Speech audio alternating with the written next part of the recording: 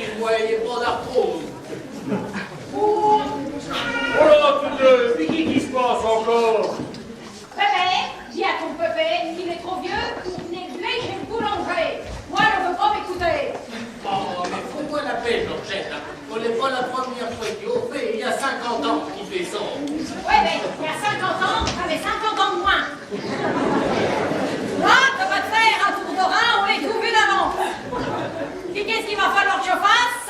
Il va falloir que j'appelle Ernestine pour qu'elle te remette en pièce. Il va au faire, mon petit. Ernestine chez le boulanger à ta pièce. Ah, ça. Contre les questions d'aller voir la petite boulangère, le bébé, elle est toujours prête. On va mieux d'aller enlever le fumier au cul des vaches. Oh, Rémi, qu'est-ce que tu gonfles? Ma mère, dans la matinée, il a pas le temps de faire les deux. Et puis il fait ce qu'il peut, là. Et puis, à son âge, il serait peut-être grand temps qu'il se trouve une bonne amie. Oui, mais nous, de notre temps, il y a toujours le bac du village à la fin du mois pour courir après les brouillères. Oui, bon, ça va, ça va. De toute façon, d'une manière ou d'une autre, il n'est pas encore trouvé. Mais il faut dire que les filles à Chanteloup, on n'a pas un gros troupeau. Pété, en parlant de filles, ta sœur, elle devait pas venir te donner un coup de main un matin. Mais si, on n'est pas être plus loin, mais c'est pas bien fait. Noël! Noël! Oh, mais faut être honneur qu'il devient de plus en plus sourd.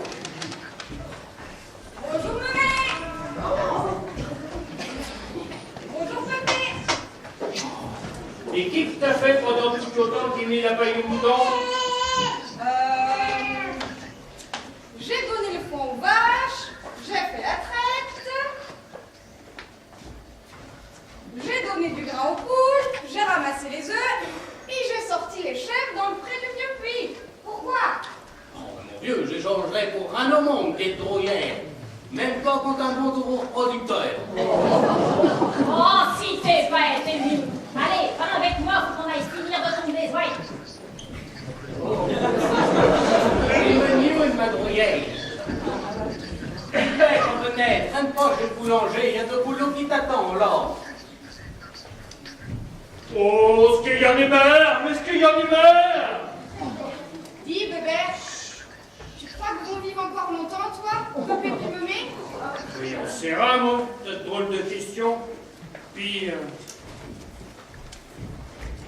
et autant que ça de les voir partir. T'as envie d'avoir l'héritage? Ben non, au contraire, je les aime bien, moi, au fond. Ils sont attachants avec leur air brut et leur caractère de cochon. Parle pour toi! Évidemment, toi, t'es l'intellectuel de service depuis que t'as le certificat d'études. Toi, tu fais toujours tout bien comme il faut. Toi, t'as pas de défaut. Toi, t'es mon bien. Mais moi, ils sont toujours sur mon dos. Je les sens jamais une minute tranquille. Oh, ce qu'il y en est marre, mais ce qu'il y en est marre! Ah, mais c'est normal, t'es le seul gars de la famille. Ils comptent sur toi pour la ferme. Puis, c'est un peu leur façon de te dire qu'ils t'aiment bien. Ouais, mais drôle de façon, hein. En tout cas, moi, si je trouve du boulot en ville, il fout le camp de l'or. Et tant pis pour la ferme. Puis la vendant, puis met ton copain et me met en maison de retraite. Oserais pas faire ça, bébé. Non, il voulait dire, enfin non, il voulait pas dire. Oh, enfin. T'oserais pas nous mettre à la maison de retraite? Après tout ce qu'on a fait pour toi?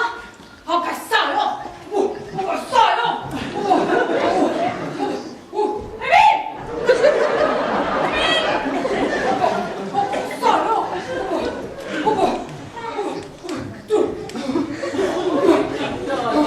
Émile! C'est pour la dernière. Ma mère va nous mettre à la maison de retraite. À la maison de retraite? Oui. Bon, qu'est-ce que tu veux que j'aille faire à la maison de retraite?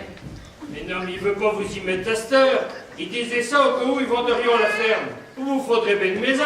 Jamais j'irai à la maison de retraite. Tu m'entends? Jamais. Oh, puis pour qui faire qui vendrait la ferme? T'es pas ben là, t'as pas tout ce qu'il te faut. Ben attends. Pas question de la vente. On lève pas des idées de la caboche. Oh. Non, mais il réfléchissait juste. Ben depuis quand tu réfléchis, toi, maintenant? Te ferait mieux d'aller labourer le champ de petit pont. On va pas se labourer tout seul. Il va. Oh, ce qu'il y en a marre, ce qu'il y en a marre. Ben Laura avait toujours des idées veux t'y faire penser ces idées-là, un coup de sabot dans le derrière, moi. Ah, ben il disait ça en l'air, vous inquiétez pas. En l'air. Il disait pas en l'air, il disait ben en face. Oh, c'est drôle, ça le met. Ouais, ça n'a pas fait exprès d'être drôle non plus. En tout cas, moi, ben, je suis bien ici avec vous. Ah, puis je veux rester ici toute ma vie. Enfin, de Dieu. Jésus-Marie-Joseph. Alors là, ma petite drôlière, ça va pas se passer comme ça. Il serait peut-être grand temps que tu trouves un homme avec une bonne situation, hein, surtout. Puis que tu te maries, puis que t'aies des drôles, et puis que tu quittes la ferme. Ben moi, je suis bien ici. Et puis les hommes, là, à Chanteloup, ils passent leur temps à travailler. Puis quand ils travaillent pas, ils sont au café là-bas, picolés. Alors moi, ça m'intéresse pas. Puis, pour les enfants, j'ai tous les animaux de la ferme. Moi, ça me suffit. Ouais. Mais c'est dit qu'Honorine, elle aurait trouvé un gars alcoolique qui l'aurait mis enceinte. Manquait plus que la chouette du village pense. Non, Ernestine. Va surtout pas te mettre ça dans la tête. Ah, puis surtout pas le crier sur tous les toits. Non, on lui disait juste qu'il était grand temps qu'elle y pense. Ah bon? Ben qu'elle pense à quoi? Et qu'elle se trouve un homme, qu'elle se marie, puis qu'elle ait des drôles. Ah oui, d'accord. En tout cas, moi, je viens de croiser le bébert qui partait labourer. Eh ben lui, il a toujours pas l'air d'y penser. Il serait pourtant bien grand temps à son âge. Oh, bah, on va de ravin. Oh oui, ça, on va un rabbin assez tôt. Mais il a même pas une jeune fille du village en vue.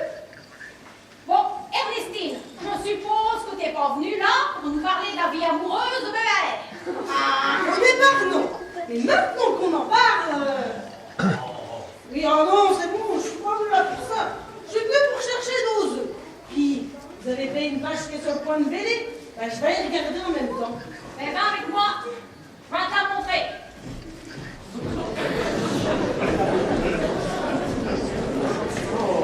Quelle vieille chouette qu'est Ernestine.